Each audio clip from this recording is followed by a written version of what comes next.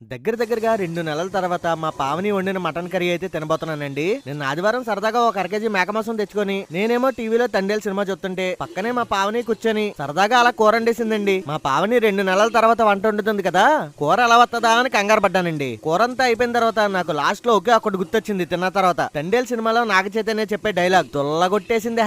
వంట అయితే మాత్రం అలా కుదిరింది. అవును, ఇంతకే మీ ఊర్లో మటన్ రేట్ ఎంత ఉందో కామెంట్ చేయండి. విజయవాడలో మా ఏరియాలో మాత్రం మటన్ అయితే 800, కేమ్ అయితే 900 తీసుకుంటున్నారు. ఒక్కొక్క ఇంట్లో ఒకలా చేస్తారండి ఈ కూర అయితే. మా పావని అయితే మాత్రం ముందు మటన్ ని నీట్ గా అల్లం వెల్లుల్లిపాయ పేస్ట్, పసుపు, ఉప్పేసి బాగా ఉడకబెట్టేసి తర్వాత ఉల్లిపాయలు, పచ్చిమిరకాయలు, కరేపాకు, టమాటాలతో పాటు మంచి మసాలా వేసి దాంట్లోనే ఉడకబెట్టిన మటన్ వేసి 2 విజిల్ పెట్టి దించేస్తది. వాసన అయితే మాత్రం భలే వస్తదండి, గుమగుమలాడిపోద్ది ఇల్లంతా. ఈ మటన్ కర్రీలోకి మా పావని అయితే కొద్దిగా పలావ్ చేసింది. మొత్తం తయారైపోయిన తర్వాత ఇంకా మనం ఆగుతామా?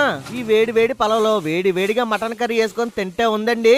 ఇదంతా ఒక ఎత్తు అయితే లాస్ట్ లో మాత్రం